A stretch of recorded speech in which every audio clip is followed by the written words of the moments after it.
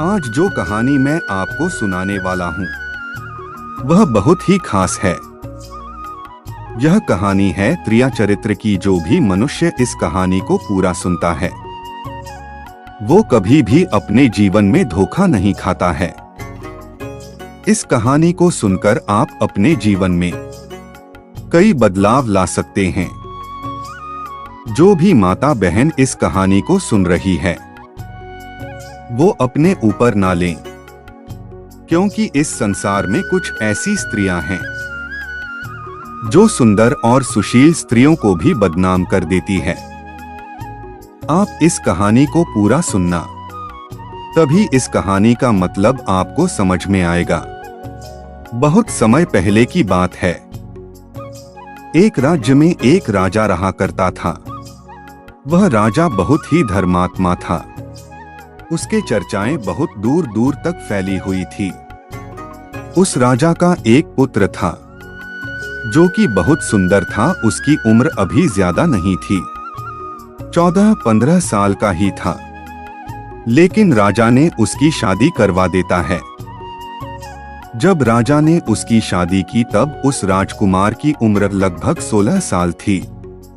राजा बूढ़ा हो चुका था। राजा ने एक दिन सोचा कि राजकुमार को ही राजा बना देते हैं। फिर राजा ने राजकुमार को राजा बना दिया। पहले की ज़माने में राजाओं की बहुत सारी शादियां होती थी। उनकी बहुत सारी पत्नियां भी होती थी।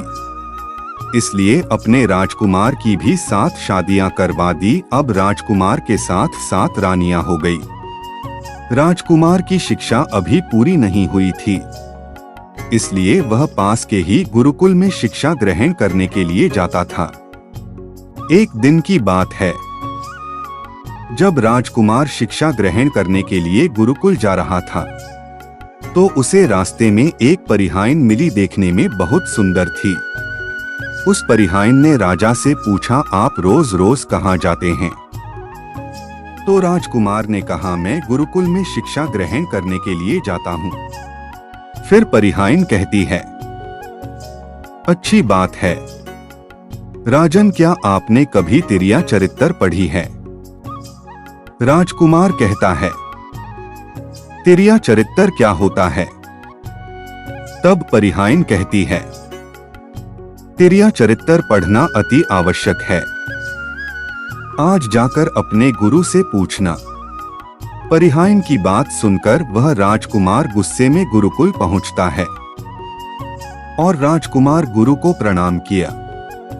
गुरु ने राजकुमार को देखकर कहा, क्या बात है बेटा, तुम क्रोध में क्यों दिखाई दे रहे हो और ये तुम्हारी आंखें लाल लाल क्यों हैं? मुझे बताओ, आखिर क्या बात हुई है? गुरु की बात सुनकर राजकुमार गुरु से कहा, आपने मुझे तिरिया चरित्र के पढ़ाई क्यों नहीं पढ़ाई? तिरिया चरित्र के बारे में आपने मुझसे छुपाया क्यों? राजकुमार की बात सुनकर गुरु बोले, बेटा, तुम तिरिया चरित्र नहीं पढ़ोगे, क्योंकि तिरिया चरित्र पढ़ना खतरे से खाली नहीं है। यदि तुमने तिरिया चरित्र पढ़ लिया तो इससे तुम्हारी जान भी जा सकती है। गुरु की बात सुनकर वह राजकुमार कहता है, आप इसकी चिंता मत करिए, मैं अपनी रक्षा स्वयं कर सकता हूँ। आप केवल मुझे तिरिया चरित्र के बारे में पढ़ाइए। इसके बाद गुरु ने कहा, ठीक है। गुरु उसे तिरिया चरित्र पढ़ाते हैं। तिरिया चरित्र पढ़ते पढ़ते राजकुमार को 1 वर्ष बीत गया। और जब 1 वर्ष बीत गया तब गुरु ने कहा, अब तुम्हारी शिक्षा पूर्ण हो चुकी है। अब तुम अपने घर जा सकते हो और अपने राज्य को चला सकते हो। अब तुम्हें यहाँ आने की कोई आवश्यकता नहीं है। इसके बाद राजकुमार कहा, ठीक है गुरुदेव। राजकुमार जैसे ही जाने लगता है उसे गुरुदेव रोक लेते हैं और उससे कहने लगते हैं, बेटा, मैं तुम्हें एक ऐसा गुटखा देता हूँ। इसे जब तुम कान में लगाओगे तो तुम्हें कोई नहीं पहचान पाएगा और तुम उसे पहचान लोगे। फिर गुरु राजकुमार से कहते हैं, आज रात तुम अपने महल से करीब 12 बजे रात को निकलना और जंगल की ओर पूर्व दिशा में जाना। और इस बात का ध्यान रखना, जब भी पूर्व दिशा की ओर जाओ तो अपने कान में इस गुटके को पहन लेना और वहीं पर खड़े हो जाना। इसके बाद राजकुमार गुरु से कहता है, ठीक है गुरुदेव, मैं ऐसा ही करूंगा। वह गुटका लेकर महल की तरफ आ जाता है और रात को 12 बज जाते हैं और राजकुमार की 7 पत्नियां सो जाती है। तो वह आधी रात के समय अपनी हाथ में गुटका लेकर महल से जंगल की तरफ चल देता है और फिर जंगल की ओर पूर्व दिशा की ओर जाता है और वहां जाकर अपने कान में गुटका लगा लेता है और वहीं पर खड़ा हो जाता है और देखने लगता है। तो उसने देखा कि एक महिला आधी रात में एक भोजन की थाली लेकर जा रही थी। जब वह उसे ध्यान से देखता है तो कहता है कि यह तो वही परिहाइन है जिसने मुझे त्रिया चरित्र पढ़ने को कहा था, लेकिन यह आधी रात को भोजन की थाली लेकर ये कहां जा रही है। उसी जंगल में एक साधु अपना कुटिया बनाकर रहा करते थे और वह साधु जादूगर था। परिहाइन ने जब राजकुमार को देखा तो वह परिहाइन उसे पहचान नहीं पाई, क्योंकि राजकुमार ने अपने कान में गुटका लगा रखा था। लेकिन राजकुमार ने परिहाइन को पहचान चुका था। फिर राजकुमार ने सोचा, चलो इसका पीछा करते हैं। आखिर यह आधी रात को यह भोजन लेकर कहां जा रही है और क्यों जा रही है। इसके बाद राजकुमार परिहाइन का पीछा करने लगता है और छुपता छुपता उसके पीछे पीछे चलने लगता है। परिहाइन उस जंगल में रह रहे उस साधु के पास पहुंच जाती है। उस साधु के पास एक जादुई पोटली थी। वह साधु जादूगर था। राजकुमार भी उस परिहाइन का पीछा करते करते उस साधु के कुटिया तक पहुंच जाता है और देखता है कि परिहाइन साधु के पास जाती है और उन्हें प्रणाम कर वहां बैठ जाती है। इसके बाद साधु परिहाइन से कहने लगते हैं, अरे वो परिहाइन, पहले तो तू ये बता कि आज तुझे आने में देरी कैसे हो गई। तो परिहाइन उसे हाथ जोड़कर उसे कहती है, स्वामी, मेरा गवना हो चुका है और मेरा पति मुझे लेने के लिए आए हुए हैं और मुझे कल लेकर चले जाएंगे, इसलिए उन्हें सुलाने में थोड़ी देर हो गई। इसी वजह से आने में लेट हो गई। जब यह बात साधु ने सुनी कि परिहाइन का विवाह हो चुका है और उसका पति उसे लेने के लिए आया है, तो वह साधु कहता है, इसका मतलब तुम अपने पति के साथ जाना चाहती हो तो हमारे पास क्यों आई हो? चली जाओ उसी के साथ। इसके बाद परिहाइन कहती है, मैं आपके बिना नहीं रह सकती, मैं आपके बिना नहीं जी सकती। तब साधु कहते हैं, इसके लिए तुम्हें एक काम करना होगा। इसके बाद साधु अपने झोले में से एक चाकू निकालता है और परिहाइन से कहता है कि तुम्हें अपने पति को मारना होगा। फिर चाकू देता है और कहता है, अपने पति का गर्दन काट कर मेरे पास लाओ, इसके बाद मैं तुमसे विवाह कर लूंगा, तुम्हें अपनी पत्नी बनाऊंगा। इसके बाद परिहाइन बिना कुछ सोचे समझे वह चाकू ले लेती है और दौड़ते हुए अपने घर जाती हैं और घर जाकर सोते हुए अपने पति की गर्दन काट देती है और उसके गर्दन को लेकर वह साधु के पास आती है। वो राजकुमार परिहाइन का ये सब ड्रामा देख रहा था।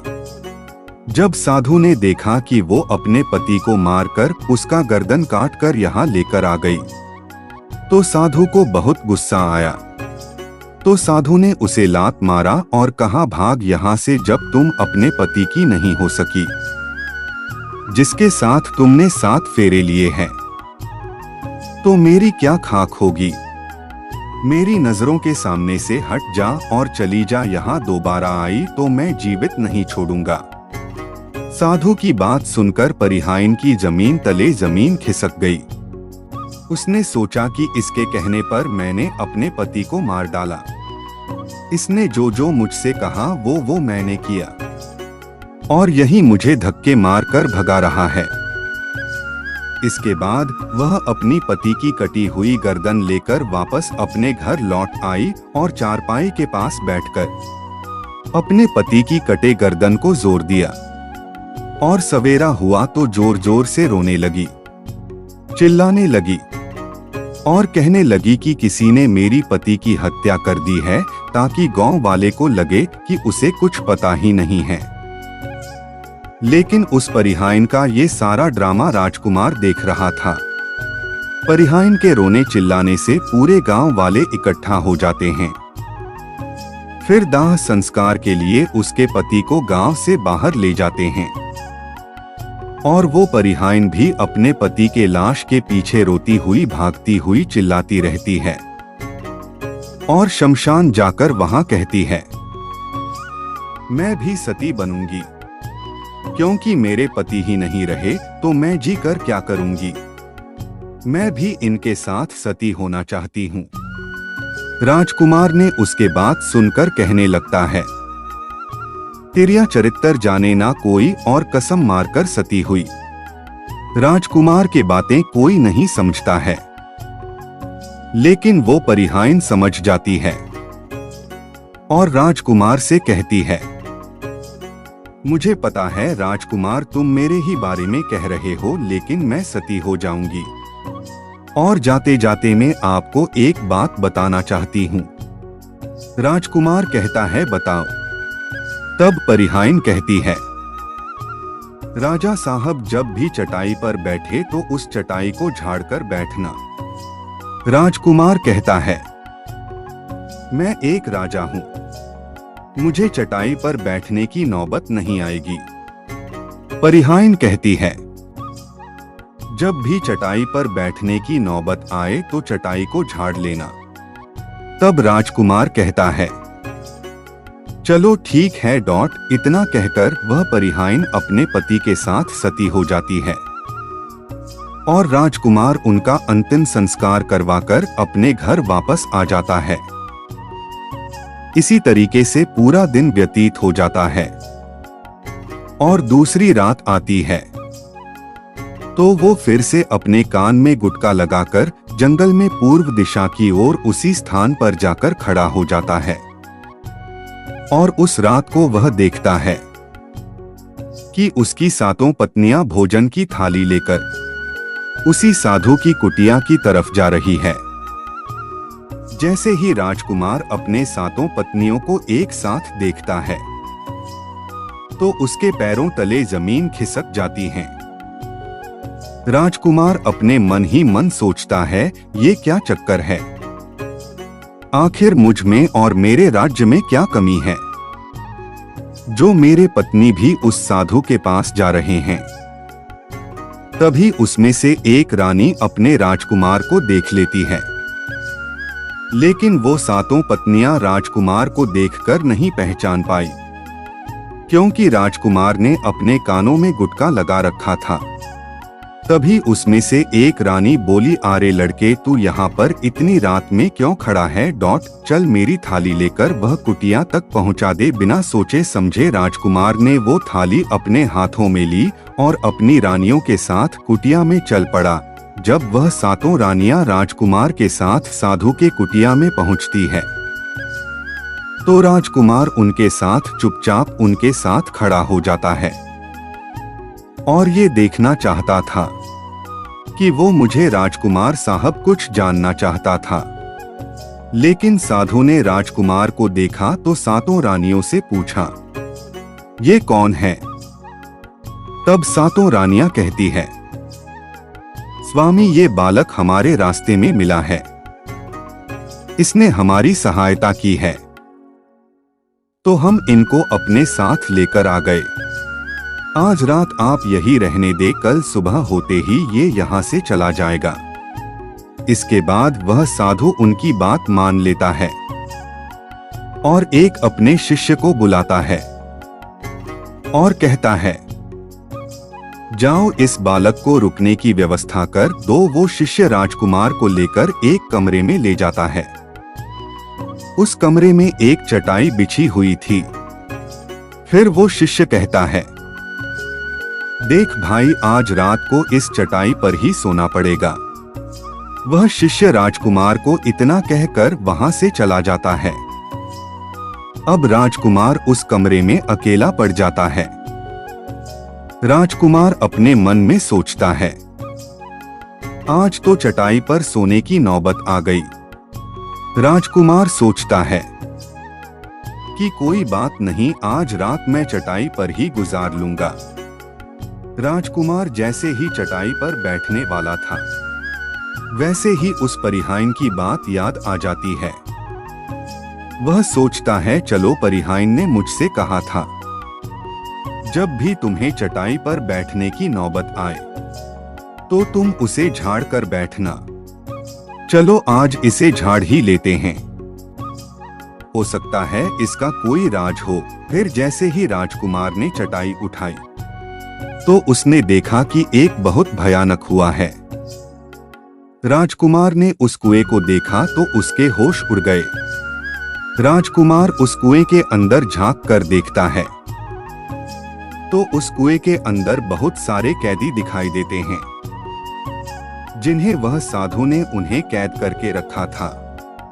उनमें से एक कैदी ने राजकुमार को पहचान लिया और वह राजकुमार से बोला, राजकुमार, आप यहाँ कैसे आए? तब राजकुमार ने कहा, धीरे बोलो, अगर किसी ने सुन लिया तो पूरे पोल पट्टी खुल जाएंगे। तब सभी कैदियों ने कहा, आप यहाँ से भाग जाइए, हम तो यहाँ से निकल नहीं पाएंगे। लेकिन आप तो यहाँ से भाग जाइएगा, नहीं तो आपका भी हमारे जैसा ही हाल होगा। ये साधु आपको भी पकड़कर इसी कुएं में डाल देगा। आप जितना जल्दी हो सके आप यहाँ से भाग जाइए। राजकुमार जब उस कमरे के अंदर गया था तब उसने कान से गुटका निकाल दिया था और जब राजकुमार वहां से भागा तो वह अपने कान में गुटका लगाना भूल गया। इसीलिए जब राजकुमारा वहां से भागा तो उसको भागते हुए उन रानियों ने और साधु ने देख लिया था। जब राजकुमार को भागते हुए रानियों ने देखा तो रानियों ने कहा, ये तो हमारे पति हैं। फिर वह रानियां साधु से कहती है, स्वामी, अब तो हमारी सारी पोल पट्टी खुल जाएगी। ये तो हमारे पति हैं और उन्होंने हमें देख लिया है, अब हमारा क्या होगा? वह साधु उन सब को कहता है, तुम सब यहाँ क्या देख रही हो, जल्दी जाओ और उससे पकड़ कर लाओ। वह सब सुनते ही सभी रानियां दौड़ी दौड़ी राजकुमार को पकड़ने जाती है, लेकिन राजकुमार इतना तेज भागता है कि वह अपने महल पहुंच जाता है। तब रानियां घबराई हुई साधु के पास जाती है और कहती है, स्वामी, अब तो हमारे पति हमें जीवित नहीं छोड़ेंगे। हम जैसे ही महल में जाएंगे वो हमारी जान ले लेंगे। स्वामी, आप ही हमें बचा सकते हैं, इसका कोई उपाय बताइए। इसके बाद वह साधु उन रानियों से कहता है, एक जादुई कील तुम्हें अपने पति को डोट बहला फुसलाकर उनके माथे पर ठोक देनी है। जैसे ही ये कील तुम उसके माथे में ठोक दोगी वह एक भेड़ बन जाएगा। फिर तुम सातों मिलकर उसे मार देना, इससे तुम्हारी जान बच जाएगी। सातों रानियां साधु की बात सुनकर राजकुमार को मारने के लिए तैयार हो जाती है और जादुई कील लेकर महल आ जाती है। फिर वो सातों रानियां आपस में विचार करती है कि राजा सबसे ज्यादा प्रेम छोटी रानी से करते हैं, तो वो सब मिलकर छोटी रानी को वो जादुई कील दे देती है। और कहती है, ये तुम्हारा काम है, तुम किसी भी तरह ये कील राजकुमार के सर में ठोक देना। फिर छोटी रानी कहती है, ठीक है। जैसे ही वो सातों महल में आने लगती है, तब वह राजकुमार वो सातों को वही रोक देता है और क्रोध में कहता है कि तुम सब यही रुक जाओ और पहले मुझे ये बताओ कि आखिर तुम उस साधु के पास क्यों जाती हो? आखिर हमारे राज्य में और हमारे अंदर क्या कमी है? तब वह सातों रानियां रोती हुई, हाथ जोड़ी हुई वो राजकुमार के सामने खड़ी हो जाती है और कहती है, महाराज हमें माफ कर दीजिए, उस साधु ने हमारे ऊपर जादू टोना कर दिया था, हम उसके बस में हो गए थे, इसलिए हमसे ये गलती हो गई, आगे से ऐसी गलती कभी नहीं होगी। राजकुमार को छोटी रानी के आंसू देखे नहीं गए, क्योंकि वह छोटी रानी से सबसे ज्यादा प्रेम करता था। उसे लगा कि ये सब सच कह रही है, क्योंकि वह साधु एक जादूगर है और उसी ने इन सब पर जादू टोना किया होगा, नहीं तो ये महल छोड़कर झोपड़ी में क्यों जाती। तो उसने उन सब को माफ कर दिया, उन सभी से कहा, तुम सब अपने कमरे में चली जाओ और विश्राम करो। सबसे छोटी रानी, जिससे राजकुमार सबसे ज्यादा प्रेम करता था, वह राजकुमार को खाना खिलाती है और राजकुमार को सुला देती है। जब राजकुमार गहरी नींद में सो जाता है, तो वह 6 रानियां भी वहां आ जाती है और सबसे छोटी रानी वो जादुई कील को निकालती है और राजकुमार की सिर में ठोक देती है। छोटी रानी जैसे ही कील को ठोंकती है, राजकुमार घबराकर उठ जाता है, लेकिन जब तक वह कील काम कर जाती है और वह राजकुमार भेड़िया बन जाता है।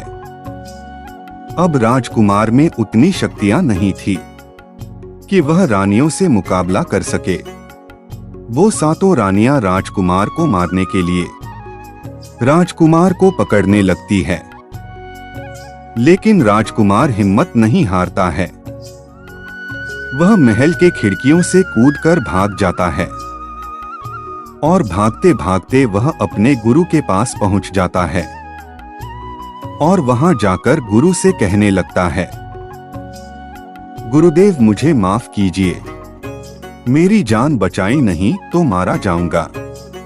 तब गुरु उनसे कहते हैं, मैंने तो तुमसे पहले ही कहा था कि तुम तिरिया चरित्र मत पढ़ो, इससे तुम्हारी जान भी जा सकती है, लेकिन तुमने मेरी बात नहीं मानी, अब भुगतो। इसके बाद वह राजकुमार गुरुदेव से कहता है, गुरुदेव मुझे माफ कर दीजिए और जल्दी मेरी जान बचाई।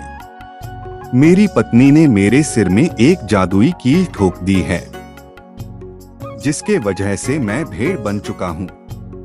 गुरुदेव राजकुमार के तरफ ध्यान से देखते हैं और कहते हैं, ये तो वही चीज है जो साधु ने दी है, अब तो मैं तुम्हें नहीं बचा सकता।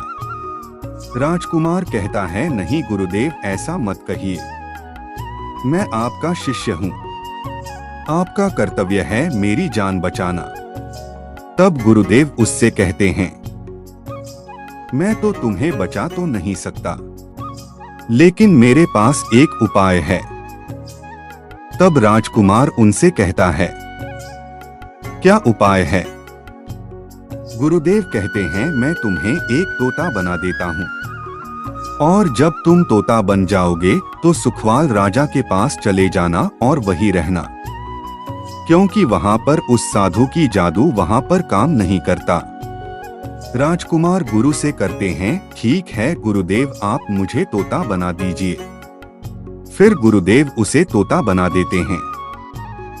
तोता बनने के बाद राजकुमार वहां से उड़कर सुखवाल राजा के दरबार में चला जाता है। वहां पर बहुत सारे तोते रहा करते थे। और वो भी उन तोतों में जाकर रहने लगता है। इधर उन 7 रानियों को वह राजकुमार नहीं मिलता है, तो वो दौड़ी दौड़ी उस साधु के पास जाती है और उनसे बोलती है, स्वामी राजकुमार तो भाग गया, आप अपने जादुई पोटली निकालिए और देखिए कि वह कहाँ है। फिर साधु अपनी जादुई पोटली निकालते हैं और उनसे कहता है, राजकुमार तो तोता बन चुका है और वह सुखवाल राजा के राज्य में है। इसके बाद 7 रानियों से कहता है, अब तुम ऐसा करो कि अपने राज्य में जाकर घोषणा कर दो कि जो भी व्यक्ति तोता पकड़ कर लाएगा उसे 5 सोने के सिक्के मिलेंगे, जिससे लोग तोता पकड़ कर लाएंगे और तुम उसे मार देना, उसमें तुम्हारे पति भी आ जाएंगे। साधु की बात सुनकर वो 7 रानियां अपने महल जाती है और ये घोषणा कर देती है कि जो भी व्यक्ति तोता पकड़कर आएगा उसे 5 सोने के सिक्के मिलेंगे। इसके बाद नगर के जितने भी तोता पकड़ने वाले थे वो सभी तोता पकड़ने में लग गए। वो तोते पकड़कर लाते और रानी को दे देते और 5 सोने के सिक्के लेकर चले जाते और रानी उसे मार देती थी। ऐसे करते करते बहुत समय निकल गया।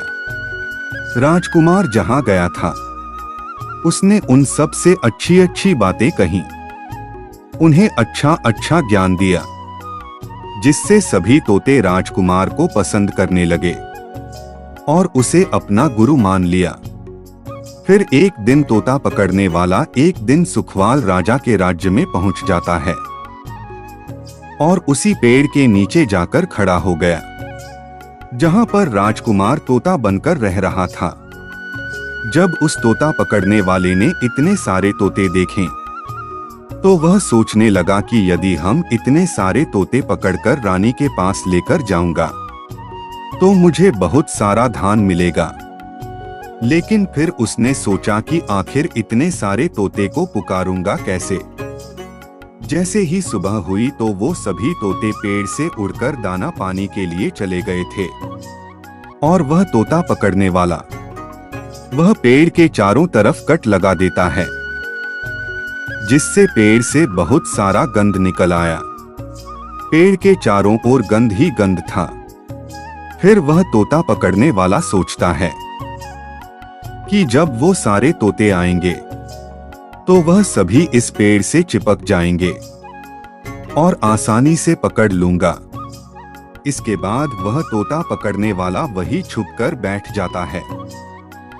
इसके बाद वह सभी तोते आते हैं। जैसे ही वो पेड़ पर बैठते हैं वो सारे के सारे पेड़ से चिपक जाते हैं और उनमें वो राजकुमार भी चिपक जाता है, क्योंकि पूरी पेड़ पर गंध ही गंध लगा हुआ था। इस वजह से सारे तोते परेशान हो गए और राजकुमार से तोते कहने लगे, अब आप ही हमें बचा सकते हैं, इस मुसीबत से आप ही हमें बाहर निकाल सकते हैं। कुछ सोचिए और हमें इस मुसीबत से बाहर निकालिए। फिर राजकुमार सोचकर उन सभी तोतों से कहता है, तुम चिंता मत करो, जब वह तोता पकड़ने वाला आए तो तुम सभी ऐसा करना कि तुम सब उल्टा लटक जाना, जिससे उसे लगेगा कि सारे तोते मर चुके हैं। और जब वो हम सबको छुड़ाकर नीचे फेंक दे तब हम सब एक साथ उड़ जाएंगे और हमारी जान बच जाएगी। इसके बाद जब वह तोता पकड़ने वाला आता है तो सभी तोते ऐसी स्थिति में लटक जाते हैं कि उसे लगाता है कि सारे तोते मर चुके हैं। जब तोता पकड़ने वाले ने उन्हें देखा तो उसने सोचा, अरे ये क्या हो गया, ये तो सारे मर गए हैं, अब मुझे सोने के सिक्के कैसे मिलेंगे। फिर तोता पकड़ने वाले ने सोचा, चलो इन्हें छुड़ा ही देते हैं, इतना उपकार तो इन पर कर ही सकते हैं। इसके बाद तोता पकड़ने वाला पेड़ पर चढ़ गया और एक एक कर सभी तोते को पेड़ से छुड़ाकर नीचे फेंकना शुरू कर दिया था। तोता पकड़ने वाला सभी तोते को छुड़ाकर नीचे फेंक दिया, लेकिन तोता राजकुमार वहीं पर रह गया और नीचे जितने भी तोते थे वो सब उड़कर भाग गए। तब तोता पकड़ने वाला सोचा, अरे ये क्या, इस पेड़ पर तो एक ही तोता है और वो भी मारा हुआ, लेकिन बाकी के तो तोते मरे हुए थे, वो कैसे उड़ गए। तब तोता पकड़ने वाले को समझ में आया कि उन्होंने मेरे साथ धोखा किया है। तब तोता पकड़ने वाला राजकुमार से कहता है, ये सब तुम लोगों की चाल थी, चलो अब मैं तुम्हें लेकर जाऊंगा और रानी के हाथ बेच दूंगा, फिर मुझे 5 सोने के सिक्के मिल जाएंगे। फिर वह तोता को पकड़कर रानी के पास बेचने के लिए निकलने लगता है। तब रास्ते में राजकुमार उस तोता पकड़ने वाले से कहता है, तुम मुझे पकड़कर कहाँ ले जा रहे हो। तब तोता पकड़ने वाला कहता है, मैं तुम्हें बेचने के लिए रानी के पास ले जा रहा हूँ, अगर मैं तुम्हें वहाँ बेचूंगा तो मुझे 5 सोने के सिक्के मिलेंगे। फिर तोता राजकुमार कहता है, अगर मैं तुम्हें 5000 सोने के सिक्के दिलाऊं तो क्या तुम फिर भी रानी के पास बेचोगे। तोता पकड़ने वाला बोला, मुझे तो बेचना है, लेकिन तुम 5000 सोने के सिक्के कैसे दिखाओगे। तो तोता राजकुमार कहता है, राजा सुखवाल के यहाँ एक बहुत बड़ा सा मेला लगता है, तुम मुझे वहीं पर बेच दो, वहाँ अपना मूल स्वयं बताऊंगा। वह तोता पकड़ने वाला उस राजकुमार की बात मान लेता है और उसे मेले में बेचने के लिए निकल जाता है। राजा सुखवाल के राज्य का ये नियम था, किसी व्यक्ति का सामान शाम तक नहीं बिकता है, तो राजा स्वयं आकर खरीद लेते हैं। तोता पकड़ने वाला तोता को मेले में लेकर जाता है और जब भी कोई व्यक्ति तोते का मोल भाव करता है और पूछता है कि ये तोता कितना का है, तो तोता पकड़ने वाला कहता है, तोता अपना मूल स्वयं बताएगा। तो वो तोता अपना मूल्य इतना बता देता था कि कोई भी उसे खरीद ना पाता था। ऐसे करते करते शाम हो गई, सब दुकान वाले की सामान बिक चुका था, सब अपने अपने घर जा चुके थे, बस एक तोता पकड़ने वाला ही बच गया था, जिसके पास एक तोता रह गया था। इधर राजा ने अपने सिपाहियों को आदेश दिया कि जाओ और देख कर आओ कि कहीं किसी का सामान तो नहीं रह गया। तब राजा के सिपाही आए तो उन्होंने देखा कि एक तोता पकड़ने वाला एक तोता को लेकर बैठा है। तो सिपाहियों ने तोता पकाने वाले से कहा, भाई तुम्हारा तोता नहीं बिका है, तो तुम इस तोते को कितने में बेच रहे हो। तो तोता बोलता है, जो भी इसे 5000 सोने के सिक्के देगा वह मुझे खरीद लेगा। तोते की बात सुनकर सिपाही सोच में पड़ जाते हैं और सोचते हैं, ये तो तोता तो अपना मूल्य स्वयं बताता है। तो ये सारी बातें राजा को बताते हैं कि वो तोता अपना मूल्य इतना बताता है कि उसे कोई खरीद नहीं सकता। सिपाही की बात सुनकर वो राजा सिपाही से कहते हैं कि वो तोता अपना मूल्य कितना बताता है। तो सिपाही कहता है 5000 सोने के सिक्के। फिर राजा सुखवाल सिपाही से कहते हैं, चलिए हम स्वयं जाकर उस तोते को खरीदते हैं। अगर हमने उसके तोते नहीं खरीदे तो हमारी राज्य की बदनामी होगी कि राजा के राज्य में वो तोता नहीं बिका। फिर राजा सुखवाल मंत्रियों के साथ रथ पर सवार होकर बाजार में जाते हैं और तोता पकड़ने वाले से कहते हैं, अपने तोता का मूल्य बताओ। तो तोता पकड़ने वाला हाथ जोड़कर कहता है, राजा साहब तोता अपना मूल्य स्वयं बताएगा। इसके बाद राजा उस तोते से मूल्य पूछते हैं। तो तोता कहता है, राजा साहब जो भी मुझे 5000 सोने के सिक्के देगा वही मुझे खरीद पाएगा। फिर राजा अपने सिपाहियों से कहकर 5000 सोने के सिक्के मंगवाते हैं और उस तोता पकड़ने वाले को दे देते हैं और उस तोते को लेकर अपने महल पहुंच जाते हैं। तोता बहुत समझदार था और राजा को भी ज्ञान की अच्छी अच्छी बातें बताता था। जब भी राजा पर कोई संकट आता था तो वो पहले ही उसे बता देता था। ये बात राजा को बहुत पसंद आई, वो भी तोते से प्रेम करने लगे। जब ये बात रानियों को पता चलती है कि राजा साहब एक बोलने वाला तोता लेकर आए हैं, तो रानियां राजा साहब से कहती है, राजा साहब हमें भी तोते से बातें करनी है, आप उसे हमारे पास भेजवा दीजिए। फिर राजा अपने मंत्रियों से कहकर तोते को रानियों के पास भेजवा देते हैं। रानियां भी उससे बहुत अच्छी अच्छी बातें करती है, तोता भी उनसे अच्छी अच्छी बातें करता है। सभी रानियां तोते को पसंद करने लगती है। राजा की एक बहुत सुंदर पुत्री थी। रानी ने अपनी पुत्री से कहा, आज से इसे तुम ही देख रेख करोगी, इसे अच्छे से नहला धोला कर रखना। पुत्री को भी ये तोता बहुत पसंद आया। वो उसे ले जाती है और उससे अच्छे से नहला घुला देती है। एक दिन पुत्री नहला रही थी, तभी उस तोते के सिर में कुछ गड़ा हुआ नजर आया। तो उसने देखा कि तोते के सिर में एक कील गड़ी हुई है। तो पुत्री ने उस कील को निकाल दिया। जैसे ही वह तोता राजकुमार बन गया। यह देखकर वह राजकुमारी घबरा गई। तो राजकुमार ने कहा, घबराइए मत, इस कील को फिर से सर में ठोक दीजिए, फिर मैं तोता बन जाऊंगा और बाकी की बात मैं रात में बताऊंगा। फिर राजकुमारी फिर से वापस सिर में कील ठोक देती है और जब रात्रि होती है तो वह राजकुमारी उस तोते को अपने कक्ष में लेकर जाती है और उसके सर से कील निकाल देती है।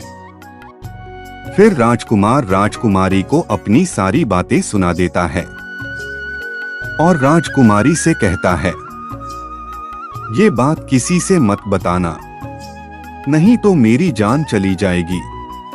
फिर वह राजकुमारी किसी को नहीं बताती है और रात्रि होती है तो वह तोते को अपने कक्ष में लेकर जाती है और उसके सिर से कील निकाल देती है।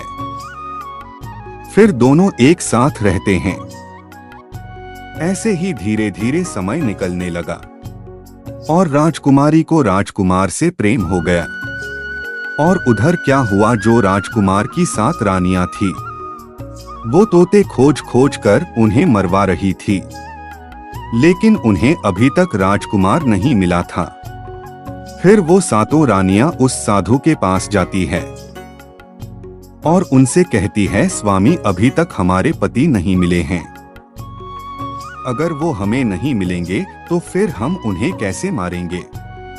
फिर साधु अपनी जादुई पोटली खोलता है और उसमें देखता है और उनसे कहता है, तुम्हारे पति अभी तक सुखवाल राजा के दरबार में ही हैं। वो राजा के दरबार में रह रहे हैं। फिर साधु 7 रानियों से कहता है, तुम सब नृत्य कला सीखो, जब तुम नृत्य कला सीख लोगी तो हम सब राजा के दरबार में जाएंगे और नृत्य करेंगे, और जब राजा हमसे पसंद हो जाएंगे और जब वो हमसे कुछ मांगने को कहेंगे तो हम उस तोते को मांग लेंगे और उसे हम मार देंगे। धीरे धीरे समय बिता गया। साधु तबला बजाता, रानियां नृत्य करती। फिर वो 7 रानियां नृत्य सीख लेती है। अब वह साधु और वो 7 रानियां भेष बदलकर राजा सुखवाल के दरबार में चले जाते हैं। राजा सुखवाल अपने दरबार में देखकर पूछता है। फिर वह राजकुमारी अपने पिता को सारी बात बताती है। फिर राजकुमार राजा से कहता है, मैं आपकी पुत्री से प्रेम करता हूँ और मैं इनसे शादी करना चाहता हूँ। फिर राजा अपने राजकुमारी से पूछता है, क्या तुम भी इनसे शादी करना चाहती हो? तो राजकुमारी कहती है, हाँ पिताजी, मैं भी इनसे शादी करना चाहती हूँ। फिर वो राजा इन लोगों की धूमधाम से शादी करवा देता है और वो राजकुमार अपने राजकुमारी को लेकर अपने महल लौट जाता है। और महल जाने के बाद वह अपनी 7 रानियों को पकड़वाकर बंदी खाने में बंद करवा देता है। तो साथियों, आज की दुनिया में किसी पर भरोसा करने लायक नहीं है, इसलिए जिस पर भी भरोसा करो सोच समझ कर करो। साथियों, कैसी लगी ये कहानी आपको? अपनी राय कमेंट बॉक्स में दें। फिर मिलते हैं अगले वीडियो में। जय हिंद।